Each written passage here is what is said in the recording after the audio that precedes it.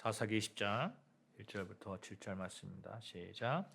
이에 모든 이스라엘 자손이 단에서부터 브엘세바까지와 길르앗 땅에서 나와서 그 회중이 일제히 미스바의 여호와 앞에 모였으니 온 백성의 어른 곧 이스라엘 모든 지파의 어른들은 하나님 백성의 총회에 섰고 칼을 빼는 보병은 40만 명이었으며 이스라엘 자손이 미스바에 올라간 것을 베냐민 자손이 들었더라. 이스라엘 자손이 이르되 이 악한 일이 어떻게 일어났는지 우리에게 말하라 하니 레위 사람 곧 죽임을 당한 여인의 남편이 대답하여 이르되 내가 내 적과 더불어 베냐민에 속한 기브아에 유숙하러 갔더니 기브아 사람들이 나를 치러 일어나서 밤에 내가 묵고 있던 집을 에워싸고 나를 죽이려 하고 내 첩을 욕부여 그를 죽게 한지라. 내가 내 첩의 시체를 거두어 쪼개서 이스라엘 기업의 온 땅에 보냈나니 이는 그들이 이스라엘 중에서 음행과 망령된 일을 행하였기 때문이라. 이스라엘 자손들아 너희가 다 여기 있은즉 너희의 의견과 방책을 낼지니라 아니라. 아멘. 여러분, 행복하게 살 수 있는 비결이 무엇일까요? 여러 가지 있겠습니다만 행복한 사람들의 공통점은 감사가 있다는 것이죠. 감사는 행복한 생활과 직접적인 연결점이 있는 것 같아요. 그래서 감사의 조건들을 우리 사람들은 계속해서 만들어 나가려고 합니다. 보통 감사는 우리가 생각할 때에 평소와 달리 특별하고 좋은 일에 대해서 이렇게 표현하고 그런 일이 발생했을 때 감사의 조건이 있다 이렇게 얘기를 합니다. 예를 들어서 기적과 같은 일들이 일어날 때 그것이 감사의 조건이 되는 경우가 있다. 그런 감사의 조건이다 이렇게 생각하기 쉽죠. 이렇게 감사의 조건을 생각한다면 우리는 감사의 조건이 매우 제한적으로 될 수밖에 없습니다. 제한적이 되기 때문에 감사의 삶이 이렇게 계속해서 이루어질 수는 없는 것이죠. 우리가 삶 가운데서 기적과 같은 일들이 많이 일어납니까? 많이 일어나면 좋겠습니다만 생각해 보면 우리가 손에 꼽을 만큼 있는 것이죠. 그때만 감사한다 하면 굉장히 감사는 제한적이 될 수밖에 없습니다. 그래서 성경에서는 감사에 대해서 이렇게 이야기하죠. 범사에 감사하라. 이것이 그리스도 예수 안에서 너희를 향하신 하나님의 뜻이니라.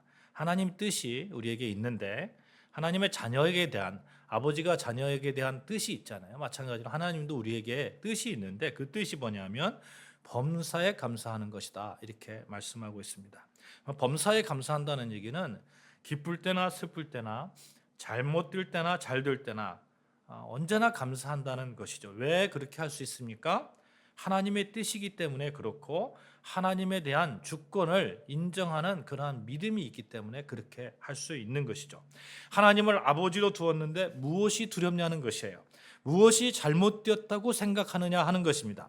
하나님은 악을 선으로 바꾸시는 하나님이신데, 하나님은 가난을 부함으로 바꾸시는 하나님이신데 무엇이 지금 두렵냐 하는 것입니다. 무엇이 우리를 이렇게 감사의 조건에서 빼느냐 하는 겁니다. 아니라는 것이죠.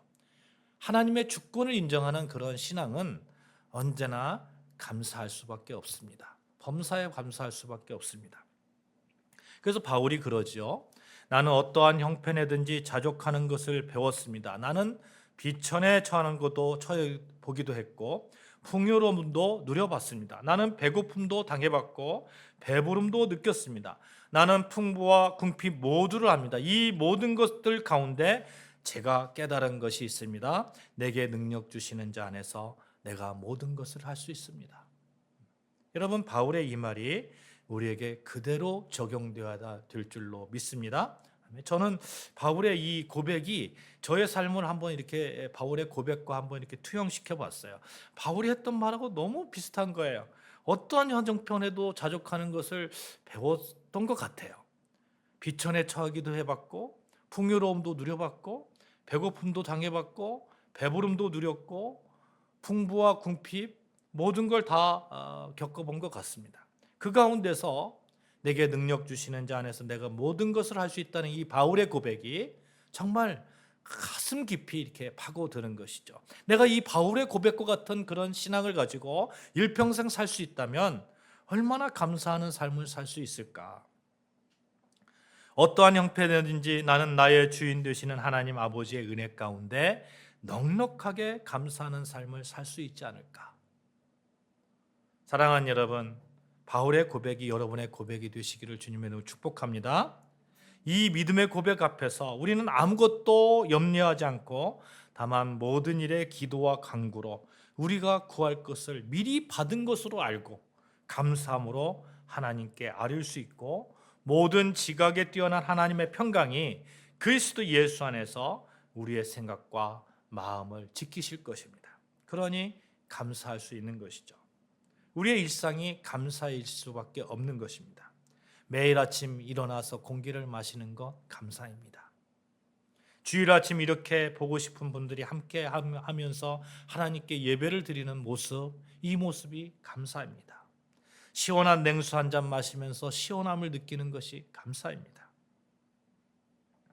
그런데 사람들은 이런 감사의 일들이 매일 반복되다 보면 그것이 일상이 되어서 감사한 것인지 아닌지 까먹는 경우가 많은가 봅니다.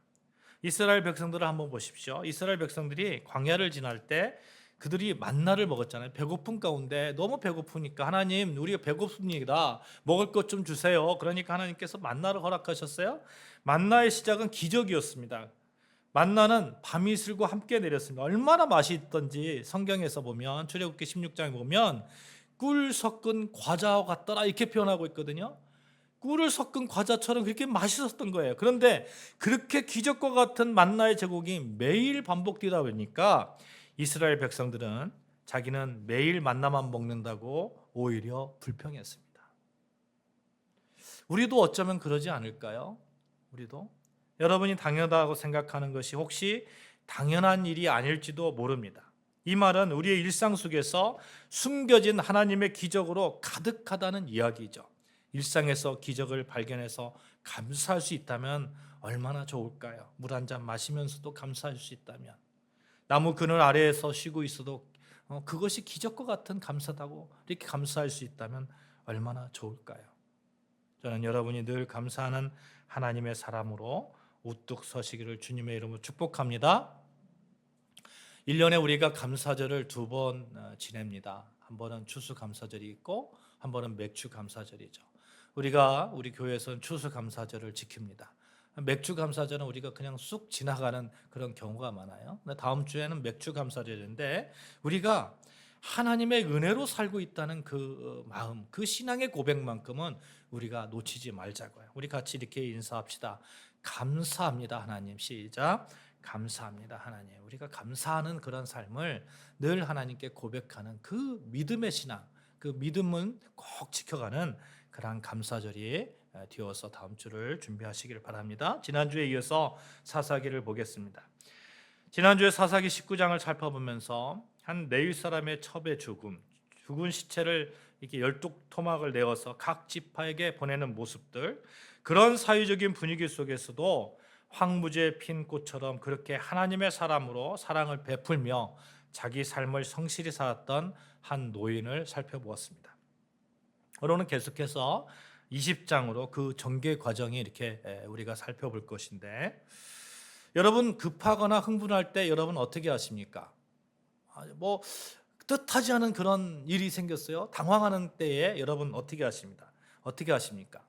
제가 프랑스에서 유학할 때에 이삿짐 센터를 했었어요. 그러니까 뭐 주말이나 금요일이나 토요일 정도 되면 이삿짐을 가지고 이제 이렇게 날라주는 그런 일을 했습니다. 한 번은 라데팡스라는 프랑스의 그 파리 바로 옆에 있는 그 현대 도시를 가서 이삿짐을 한 기억이 있습니다. 그런데 보통 이삿짐을 하려고 하면 그때 당시에는 뭐 이렇게 리프트 같은 거 이런 것이 없으니까 엘리베이터를 타고 뭐 고층 건물은 했단 말이에요. 그런데 라데팡스 큰 아파트가 있었는데 한 뭐 20, 30층 되는 그런 아파트였습니다. 거의 꼭대기층인 걸로 기억하는데 엘리베이터가 고장났어요. 이거 어떻게 하지 하다가 두 명이서 그 매트리스랑 이런 짐들을 가지고 제가 기억하기 27층 되는 것 같아요. 27층 뭐 이 정도 되는 것을 계속해서 계단을 타고 올라갑니다. 이렇게 계단을 타고. 나중에는 너무너무 지치는 거예요. 너무너무 지치는 거예요. 너무너무 지쳐요.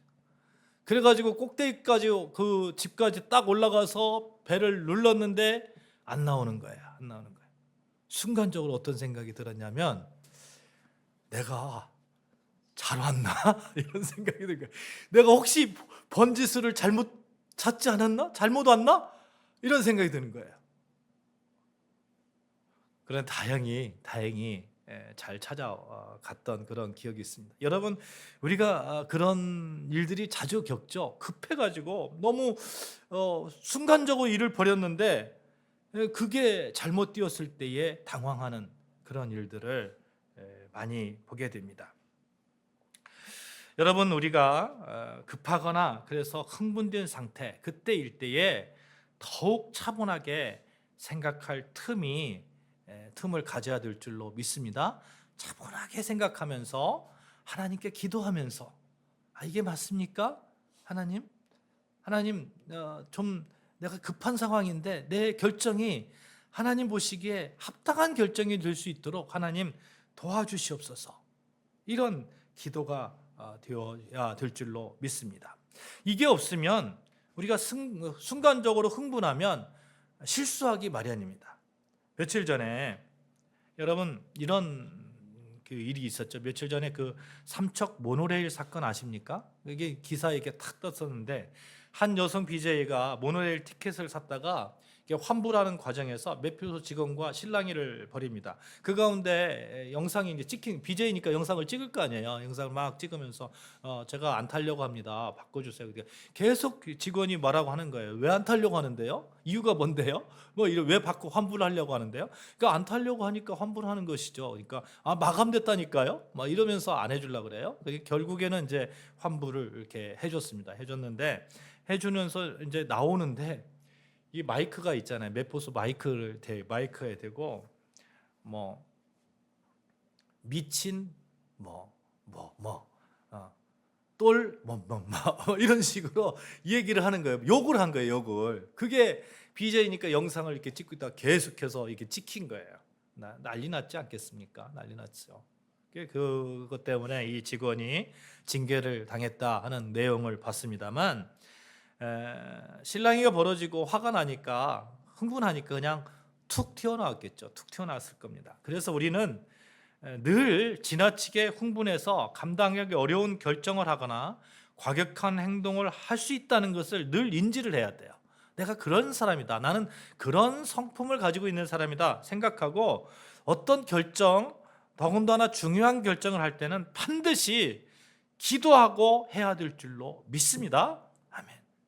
흥분하면 깊은 숨을 몰아쉬고 하나님께 기도하고 그러다 보면 해결점이 보이지 않겠어요? 저희 아버님이 제가 이제 아주 어렸을 때부터 저희 아버님을 봤어요. 아버님이 성격이 굉장히 이렇게 급하신 분이시거든요. 근데 목사님이시잖아요. 급하신데 뭐 예를 들어서 뭐 무슨 안 좋은 일이 있다든가 뭐 말다툼이 있다든가 부부간에 말다툼이 있다든가 그러면 아버님의 그 모습이 제가 계속해서 기억나는 게 이거예요. 이거예요. 그냥 이렇게 크게 그렇게 숨을 쉬시고 혼자서 숨을 쉬시고 그 다음에 이제 하시는 게 있어요. 이렇게 웃으시는 거예요. 웃으시고 이제 끝나는 거예요. 그다음에 엄마만 이제 막 계속해서 얘기하면 또 이제 아버님 밖에 나가요. 왜 그걸 저는 왜 못 받았을까요? 그 성향을, 그 성품을 지금부터는 그렇게 한번 해봤으면 좋겠다 하는 생각. 이게 말하면 툭 튀어나오잖아요. 같이 이렇게 하잖아요. 그런데 그건 아닌 것 같아요. 그건 아닌 것 같아요. 여러분, 하나님의 사람이 어떤 결정을 할 때에 좀 여유를 가지고 결정을 해야 됩니다. 하나님의 사람이 뭔가 결정을 할 때 자기 소견대로 결정하면 늘 실수하기 마련입니다. 급한 일 가운데서 급한 대로 결정하면 늘 실수하기 마련이에요. 자기 소견대로 결정하면 하나님도 좋겠다는 생각을 해요. 왜냐하면 내 마음대로 결정하면 하나님의 자녀가 자기 마음대로 결정하면 하나님도 책임질 일이 없잖아요. 그죠? 하나님도 책임질 일 없을 것 같아요. 내 자녀가 아버지 나 뭐 이렇게 결정할 거예요. 나 결정할 거예요. 그러면 처음에는 말리다가도 그래? 그러면 네가 알아서 너 인생이니까 네가 한번 해봐. 그러면 나중에 부모로서 잘못됐을 때 안타까운 마음은 있겠지만 그런 마음은 있겠지만 좀 책임성에 있어서는 좀 덜하지 않을까 하는 생각을 해봤습니다. 지금 이스라엘 백성들이 그렇게 하고 있는 거예요. 기도하지 않고 결정해버리고 후회하는 일들이 사사기의 맨 끝 이야기인 20장과 21장에 기록되어 있는 겁니다. 우리는 이 사건에서 하나님을 우리의 왕으로 모신 자의 그런 생활 습관을 되돌아봐야 될 줄로 믿습니다. 오늘 본문은 큰 싸움에 시작되는 이야기예요. 지난주에 한 네일 사람의 첩이 있었는데 베냐민 지파가 거한 기브온의 그 불량배들이 이 여인을 첩을 밤새도록 겁탈해 가지고 그 여인이 죽게 되는 그런 사건이 있었고, 첩을 잃은 네일 사람이 내 첩이 이렇게 죽었습니다, 내 아내가 이렇게 죽었습니다 해서 12토막을 내 가지고 이스라엘 모든 지파에 자극적으로 이렇게 보냈잖아요. 이어서 20장 1절 11절에서는 이제 강간치사 사건을 일으킨 기브아인들이 소속된 베냐민 지파를 제외한 이스라엘 모든 자손이 미스바에 모여서 총회를 개최합니다. 총회를 개최해서 이 사건을 듣고 이거 어떻게 할까요? 이런 얘기를 나누는 거죠. 그리고 20장 12절에서 28절의 내용은 총회 결의에 대한 베냐민 지파의 저항과 2차에 걸친 이스라엘 총회군의 패배에 대해서 다루고 있습니다. 총회 결의에 따라서 이스라엘 지파들은 베냐민 지파에게 악행을 범한 기브와 불량배들을 이렇게 좀 총회 차원에서 처단할 수 있도록 범인 양도를 요구하는 거예요. 근데 이 베냐민 지파가 거부해요. 오히려 기브아에 모여서 이스라엘과 싸우자고 항전의 의지를 다지는 겁니다. 이스라엘 연합군, 이스라엘 지파의 연합군이 총회군이 40만 정도 되는 거예요. 40만. 그런데 베냐민 군사는 기브아에 물맷돌 던지는 명수 700명을 포함해서 26,700명 정도가 전부였습니다. 싸움이 안 되는 싸움이에요. 그런데 싸움의 결과는 의외로 총회군의 패배예요. 40만 군사가 패배합니다. 총회군은 1차, 2차에 걸친 베냐민 지파의 전투 끝에 총 전력의 10분의 1인 4만 명이 그냥 전사하는 그런 일이 있었습니다. 얼마나 엉터리였으면 그랬을까요? 얼마나 엉터리였으면. 총회로 모여서 연합은 하였지만 각 지파들이 지금 이 시대적 상황이 어떤 상황입니까? 자기 소견대로 행하였더라 이런 상황 아니에요. 그러니까 각 지파들이 똘똘 뭉치지 않고 아마 자기 소견대로 행했을 거예요. 자기 소견대로 자기 잘났다고 했겠죠. 그러니까 뿔뿔이 흩어져서 좀 모이긴 모였지만 그게 정상적인 군대였겠어요. 그들에게 공동체 의식이 있었다면 그래도 한 백성인데 베냐민 지파를 치료할 때는 하나님 앞에 먼저 물어봐야 됐을 거 아니에요. 그런데 그런 말이 없는 거예요. 그러니까 이들에게는 공동체 의식이 없었다고 우리가 판단할 수 있는 거예요. 18절에 보시면 이스라엘 자손들이 베델로 올라갑니다. 그리고 하나님께 여쭈는 장면이 나옵니다. 근데 여쭈는 것이 이렇게 여쭈는 거예요. 베냐민 지파하고 싸움을 해야 됩니까? 어떻게 징계합니까? 그것이 옳은 것입니까? 이렇게 여쭙는 것이 아니고 일단 싸움을 하기로 결정한 거예요. 총회에서 자기들끼리 결정한 거예요. 이 베냐민 지파하고 싸워서 그냥 물리쳐버리자. 그리고 하나님께 이렇게 여쭙는 겁니다. 우리 중에 누가 먼저 올라가서 베냐민 자손과 싸울까요? 모든 결정을 다 내려놓고 마치 하나님께 형식적인 결제를 요구하는 태도를 보인 것입니다. 마치 이런 거예요. 자녀가 결혼 날짜를 다 잡아놓고 할 사람을 다 잡아놓고 아버님 어머님 제가 결혼할 겁니다. 결혼할 건데 제가 이런 남자하고 결혼할 건데 어디서 결혼하면 좋을까요? 어느 그 식장이면 좋을까요? 이거 황당하지 않겠어요? 황당하지 않겠어요? 결국 이스라엘 총회는 두 차에 걸친 전투에 패배하고서야 뒤늦게 당시 언약궤가 있던 베델로 직결하여서 여호와 앞에서 금식하며 화목제를 올립니다. 그리고 다시 한번 베냐민 지파와 싸워야 할지를 하나님께 여쭙게 되는 것이죠. 이에 하나님께서 이제 싸우라고 하고 이번에는 승리하게 될 것이라는 약속을 주는 내용입니다. 대략적인 그런 내용이에요. 이 내전에서 이스라엘 사람들이 몇 명의 군대를 동원했습니까? 2절에 아까 말씀드렸습니다만 40만 명이 동원됐어요. 어마어마한 숫자가 동원됐잖아요. 그런데 우리는 여기에서 이 싸움이 과연 필요한 싸움이었나 이런 질문을 해야 됩니다. 여러분, 동족 간의 싸움이 과연 필요한 싸움일까요? 베냐민 지파를 번하는데 꼭 이렇게 대규모의 무력을 사용할 필요는 아마 없지 않았을까? 베냐민 지파를 잘 설득해서 나쁜 짓을 한 불량배들을 처단하도록 하면 되는 것인데 너무 크게 일을 벌인 것은 아닐까? 우리는 생각해 봐야 됩니다. 이 싸움이 과연 지혜로운 싸움이었나? 이런 질문을 하게 된다는 것이죠.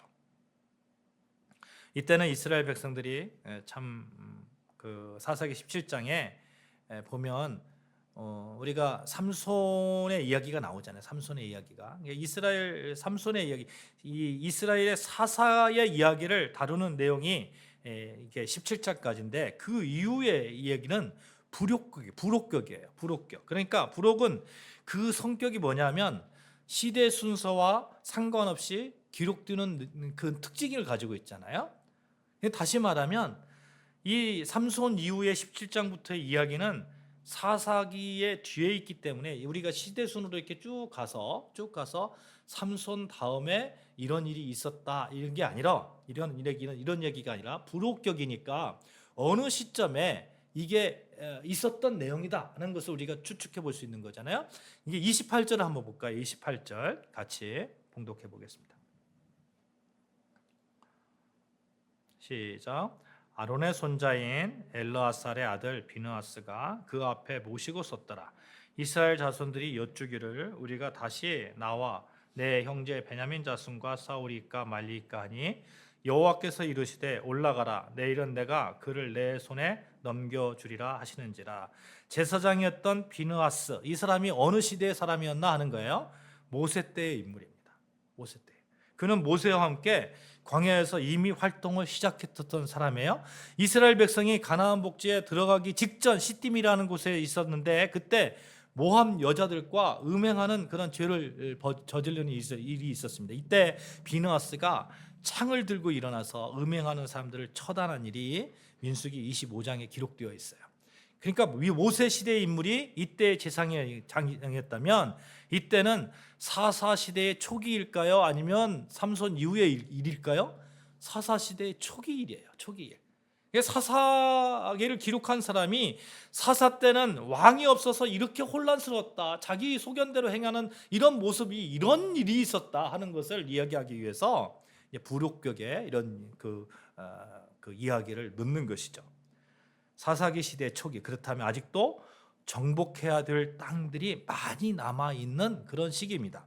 이방 부족의 침입에도 대비해야 됩니다. 그런데 동족을 치는 일에 이렇게 열을 올렸다는 거예요. 이렇게 일의 우선순위가 바뀐 겁니다. 한마디로 지혜로운 결정이 아닌 것이죠. 40만 명이 한 자리에 모여서 와글와글 떠들어 보니 이제 군중 심리가 작동했을 거 아닙니까? 처음에 말씀드린 대로 우리는 때때로 자기도 모르게 지나치게 흥분하는 거예요. 그러니까 막 그런 일이 있었어? 어떻게 같은 우리 민족, 우리 지파의 사람을 그렇게 건들 수가 있어? 이건 말이 안 돼. 말이 안 돼. 그러니까 불량배들 내놔. 안 내놓을 거야? 안 내놔? 그러면 우리가 벌할게. 막 이렇게 흥분해 가지고 막 나가는 것이죠.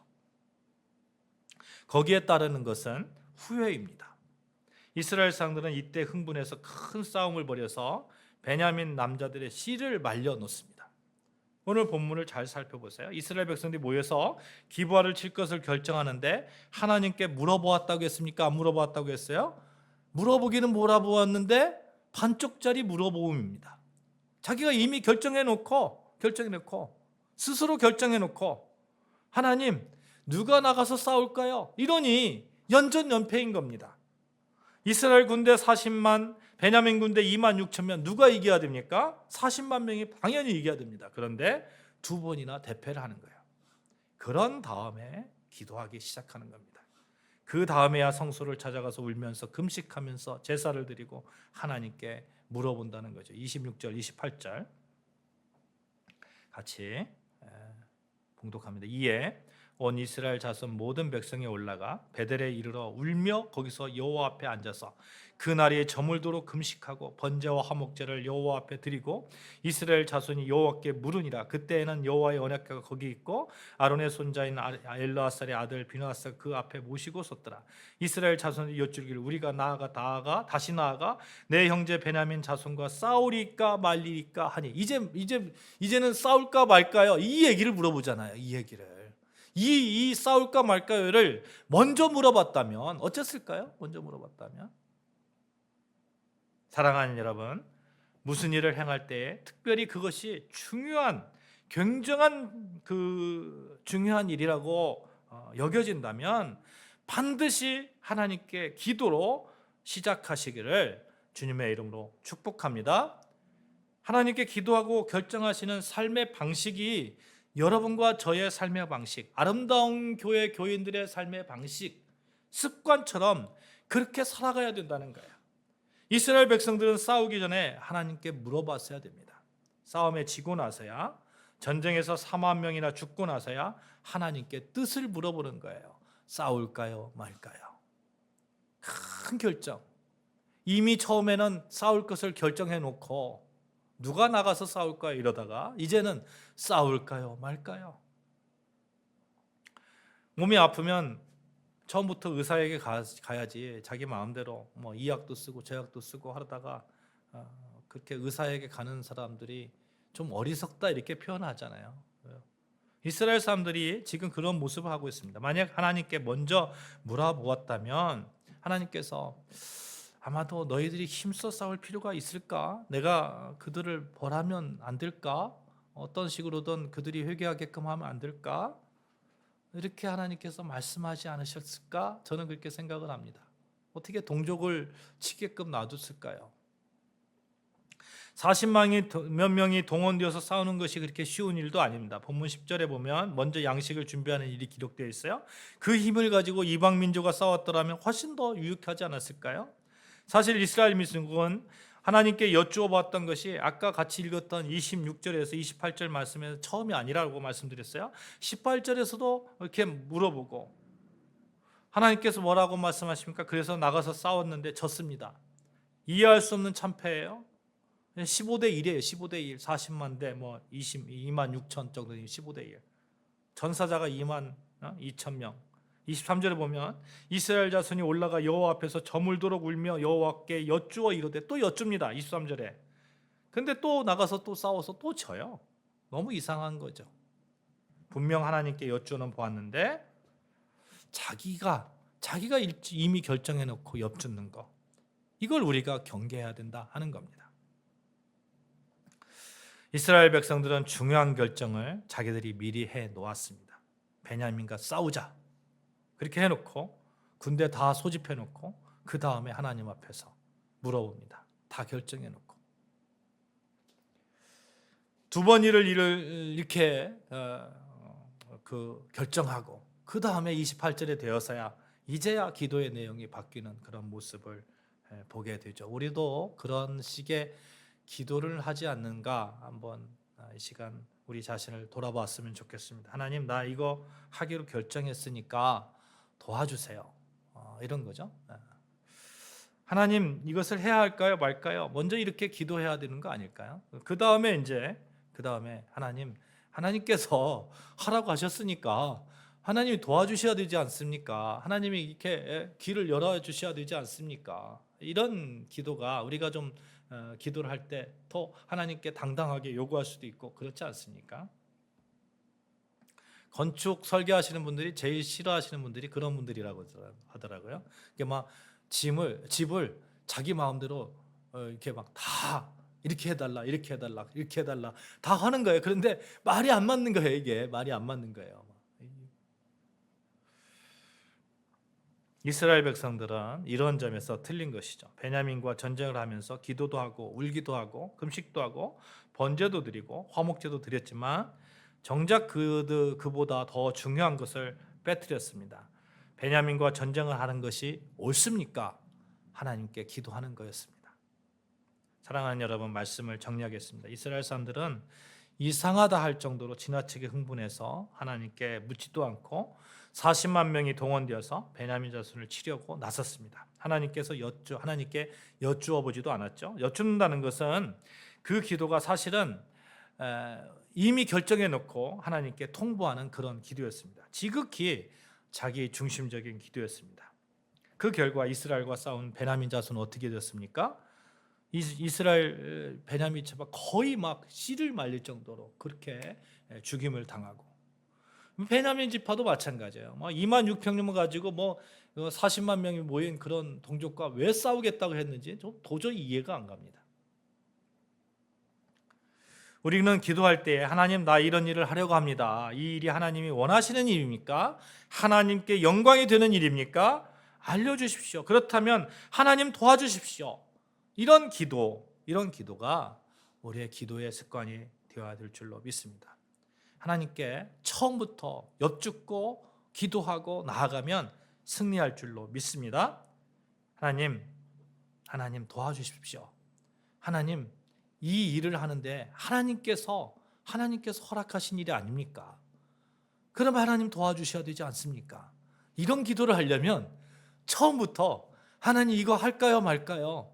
하나님, 내가 이 일을 결정해야 됩니다. 하나님 지혜를 더하여 주시고 하나님께서 원하시는 일이라면 길을 열어 주시옵소서. 이런 기도가 우리의 기도가 되어야 될 줄로 믿습니다. 사랑하는 여러분, 중요한 결정을 할 때는 먼저 하나님께 기도하십시다. 그러면 하나님께서 인도해 주실 줄 믿습니다. 기도하시겠습니다.